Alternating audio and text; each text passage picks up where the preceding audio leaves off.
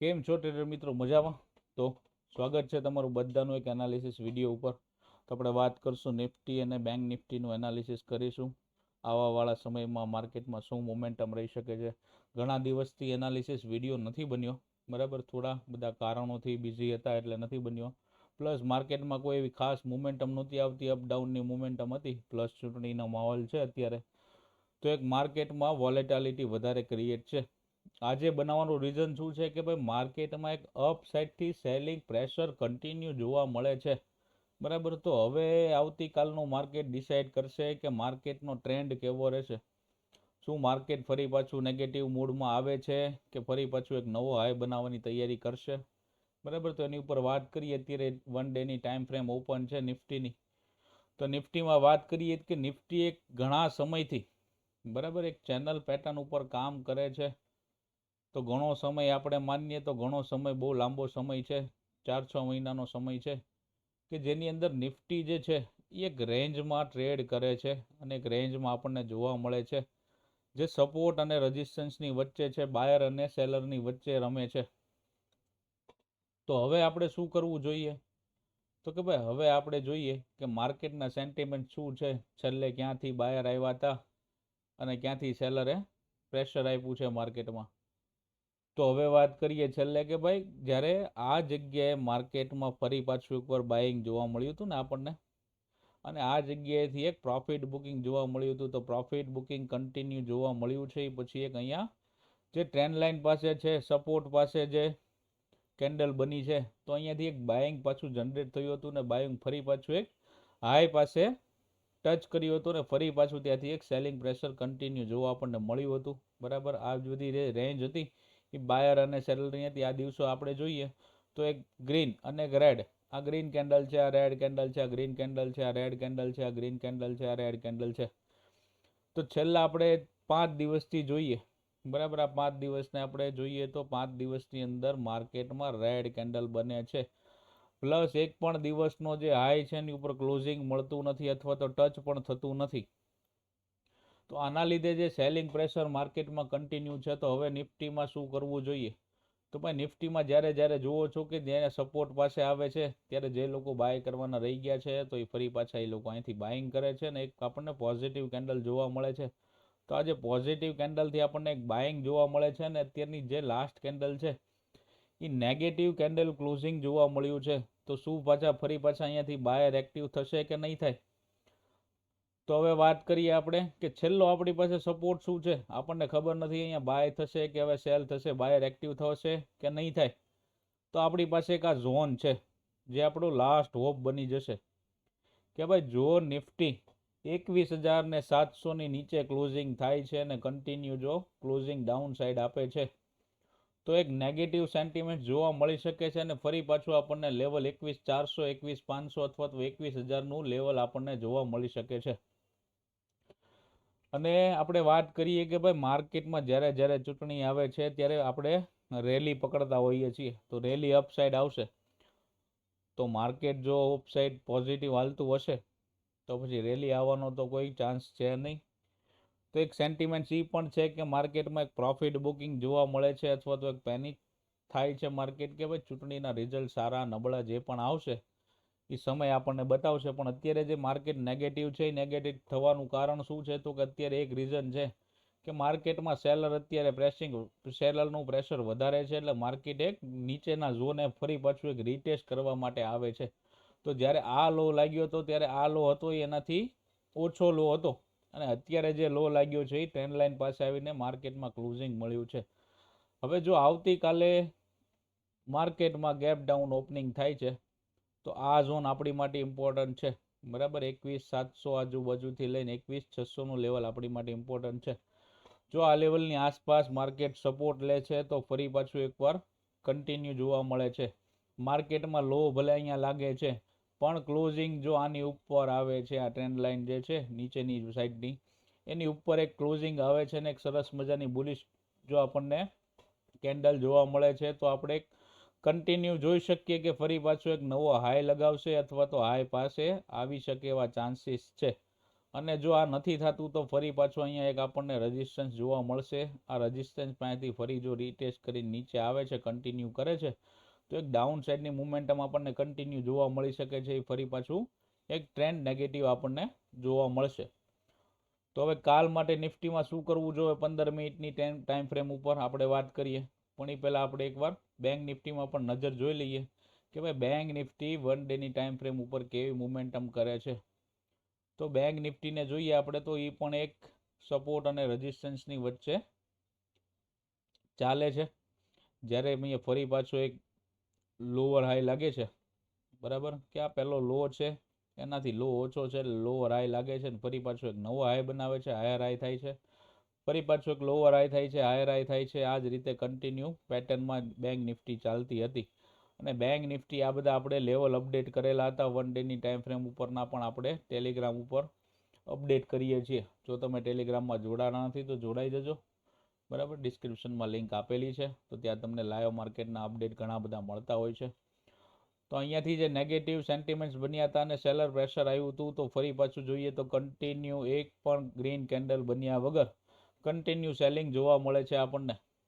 તો આપણી પાસે લાસ્ટ સ્ટોપ શું હતી? તો કે લાસ્ટ સ્ટોપ આ હતું કે અહીંયાથી એકવાર ફરી પાછું 1 થી 2 દિવસ કન્સોલિડેટ કર્યું હતું માર્કેટ અને એક નવા હાઈ તરફ ગઈ હતી બેંક નિફ્ટી. તો હવે ત્યાંથી નીચે આવી ગઈ છે અને આ હાઈની નીચે જે સપોર્ટ બન્યો હતો, સપોર્ટની નીચે સરસ મજાનું એક બિયરિશ ક્લોઝિંગ આપણને જોવા મળ્યું છે.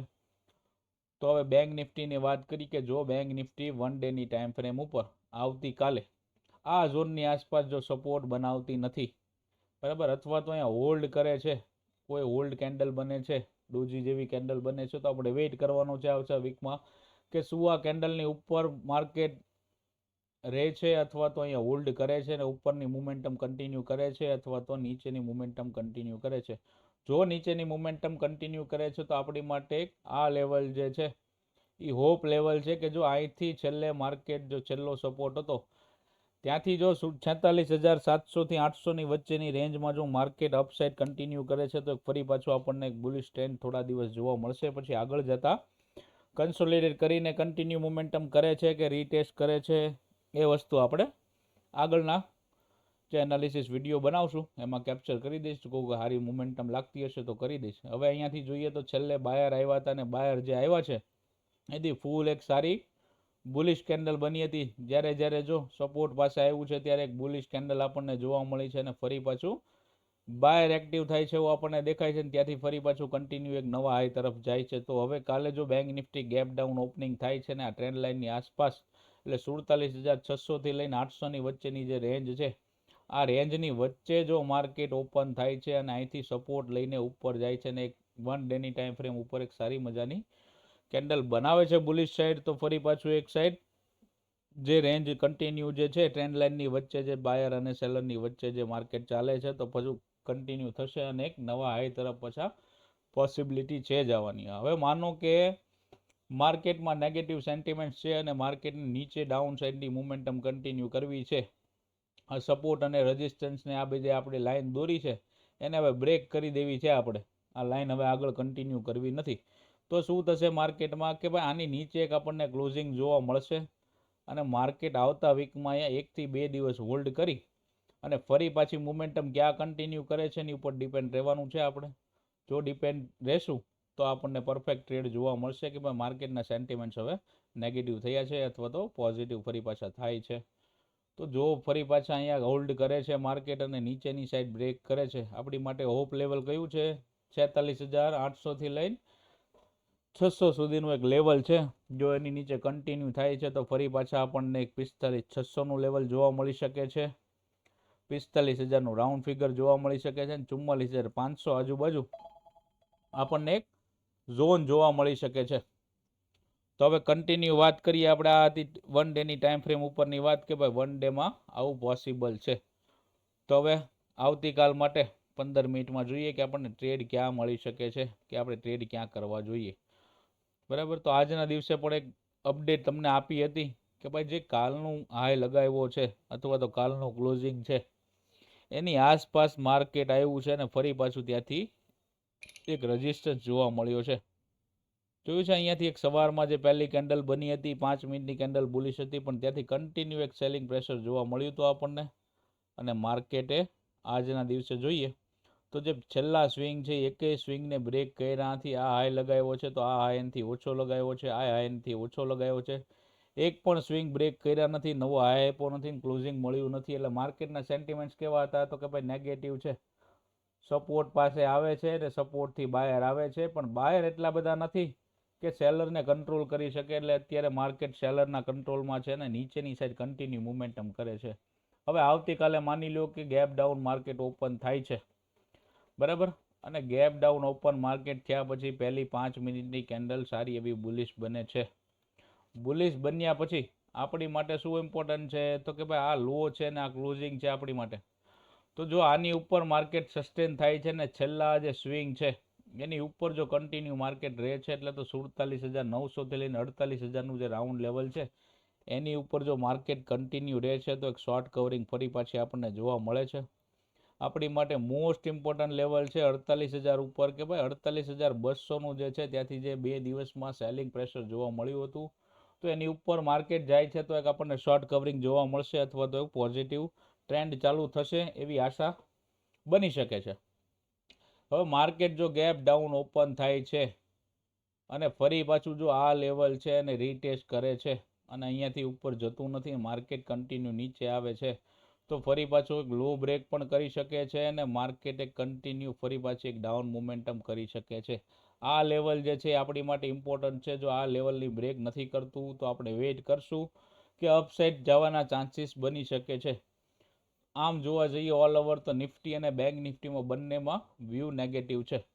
તો આ જ રીતે કાલનું સેટઅપ બનશે કે જો ભાઈ માર્કેટ આની ઉપર જાય છે તો એક આપણને સારી મજાની એક મોમેન્ટમ જોવા મળે છે. જ્યારે તમે જોશો ત્યારે મોમેન્ટમ શુક્રવારે જ વધારે આવે છે. એનું રીઝન એ છે કે ભાઈ ઓપ્શન પ્લેયર જે છે એ નાના જે સ્ટ્રાઇક પ્રાઇસ હોય ને ભાઈ 100, 150, 200 વાળી એમાં બધાને રસ હોય, એમાં ફટાફટ નાના કેપિટલથી કામ થાય. પણ શુક્રવાર એવી વસ્તુ છે કે જ્યાં પ્રીમિયમ બહુ વધારે હોય છે ને પ્રીમિયમની મોમેન્ટમ બહુ ઓછી હોય છે. એટલે આ મોમેન્ટમને લીધે જ્યારે શુક્રવારે માર્કેટ પ્લસ કે માઇનસ થાય છે તો મોટી મુવમેન્ટ આપણને જોવા મળતી હોય છે. તો આવતીકાલે પણ શુક્રવાર છે, કાલનું માર્કેટ ડિસાઇડ કરશે કે આવતા વીકનો ટ્રેન્ડ શું જોવા મળી શકે છે. જો આજના યુએસ માર્કેટ ગ્લોબલ માર્કેટ જો નેગેટિવ રહેશે તો માર્કેટના ચાન્સીસ વધારે છે. અને ચાર્ટ પ્રમાણે જોઈએ તો કાલનું ઓપનિંગ આપણને એક નેગેટિવ જોવા મળી શકે છે. તો આ પ્રમાણે ટ્રેડ કરવાના છે. ભાઈ આની નીચે ઓપનિંગ થાય છે અને ફરી પાછું જો રીટેસ્ટ કરે છે, નીચે કન્ટિન્યુ થાય છે તો સેલિંગ પ્રેશર કન્ટિન્યુ રહેશે. અને જો અહીંયાની ઉપર રહે છે ને અહીંયા હોલ્ડ કરે છે ને ફરી પાછું એક અપસાઇડની મોમેન્ટમ કન્ટિન્યુ કરે છે તો પહેલું આપણી પાસે ટાર્ગેટ આ છે. આની ઉપર જો માર્કેટ કન્ટિન્યુ હોલ્ડ કરીને ફરી પાછું ઉપર જાય છે તો આપણી પાસે એક રેઝિસ્ટન્સ 200નો છે. જો 200ની ઉપર જાય છે તો શોર્ટ કવરિંગ પણ આપણને કાલ જોવા મળી શકે છે. અને જો નથી જતું તો આપણી માટે કન્ટિન્યુ ડાઉન મુવમેન્ટ તો છે જ, તે લાઈવ અપડેટ કરી દેશું. ટેલિગ્રામમાં જોડાયેલા રહેજો. એવી જ રીતે આપણે નિફ્ટીની વાત કરીએ તો નિફ્ટીમાં કઈ રીતે 15 મિનિટમાં કામ કરવું છે કાલે, તો નિફ્ટીના સપોર્ટ અને રેઝિસ્ટન્સ છે તો આ પણ જોઈ લઈએ કે ભાઈ નિફ્ટી ઓપનિંગ ક્યાં હતું આજનું. તો નિફ્ટીનું ઓપનિંગ આ સાઈડ થયું હતું ને પહેલી 15 મિનિટમાં નેગેટિવ આપણને જોવા મળી હતી ને કન્ટિન્યુ જોઈએ તો હોલ્ડ કર્યો છે, પોલેન ફ્લેગ બનાવી છે, ત્યાંથી કન્ટિન્યુ ડાઉન સાઈડ મુવમેન્ટ છે, ફરી પાછું હોલ્ડ કર્યું છે અને ફરી પાછું એક કન્ટિન્યુ મોમેન્ટમ આપણને જોવા મળી હતી. એટલે લાસ્ટ જે પણ સ્વિંગ બનાવે છે 15 મિનિટમાં 5 મિનિટમાં એ બ્રેક થતા નથી, ત્યાં બાયર આવતા નથી, એટલે કન્ટિન્યુ ડાઉન સાઈડની મોમેન્ટમ આપણને જોવા મળતી રહે છે. તો આ જ રીતે આમાં પણ છે કે જો માર્કેટમાં કાલે નેગેટિવ ઓપનિંગ થાય છે અને ગેપ ડાઉન ઓપન થાય છે તો માર્કેટમાં અહીંયા લાસ્ટ હોપ છે, આ સપોર્ટ છે, અહીંથી જો માર્કેટમાં અપસાઇડની મોમેન્ટમ કન્ટિન્યુ થાય છે તો આપણા માટે એક પોઝિટિવ ટ્રેન્ડ કન્ટિન્યુ થશે. અથવા તો અહીંયા આ ટ્રેન્ડ લાઇન પાસે કે આ ક્લોઝિંગ પાસે આ લો પાસે જો અહીંયા માર્કેટ રિટ્રેસમેન્ટ કરી અને નીચે કન્ટિન્યુ કરે છે તો ફરી પાછી એક ડાઉન મોમેન્ટમ આપણને કન્ટિન્યુ જોવા મળશે. આ લેવલ ઇમ્પોર્ટન્ટ છે. જો આ લેવલની નીચે કાલે માર્કેટ હોલ્ડ કરે છે તો મેં જે રીતે 1 ડેની ટાઈમ ફ્રેમ ઉપર વાત કરી છે કે માર્કેટના સેન્ટિમેન્ટ્સ બગડી શકે છે, બરાબર છે. તો કાલના લાઈવ ટ્રેડમાં ધ્યાન રાખજો, માર્કેટના સેન્ટિમેન્ટ્સ થોડા ખરાબ છે. હવે બાયર અને સેલર શું કરે છે એ આપણે કાલ જોવાનું છે. એની ઉપરથી આપણને આવતું વીક ડિસાઇડ કરવા જોવા મળી શકે છે. અને એક વસ્તુ જે છે કે માર્કેટમાં જો ભાઈ રેલી લેવી હશે ને, ચૂંટણીનું રિઝલ્ટ આવશે ત્યારે રેલી લેવાની છે તો તો પછી માર્કેટને થોડી ઘણી ડાઉન મોમેન્ટમ દેવી પણ શકશે. આવો મારો વ્યૂ છે. પછી માર્કેટ મહાન છે, બરાબર. તો ચાલો મિત્રો, મળીએ છીએ નેક્સ્ટ એનાલિસિસ વિડીયોમાં. વિડીયો પૂરો જોજો અને ગમ્યો હોય તો લાઇક કરજો, કોમેન્ટ કરજો, તમારો વ્યૂ હોય કોમેન્ટ કરજો, તમારા મિત્રો સાથે શેર કરજો. ને ટેલિગ્રામમાં જોડાયેલા નથી તો જોડાઈ જજો. ને ચેનલને સબસ્ક્રાઈબ નથી કરી તો કરી લેજો મિત્રો. ચાલો મિત્રો, આવજો, મળીએ છીએ.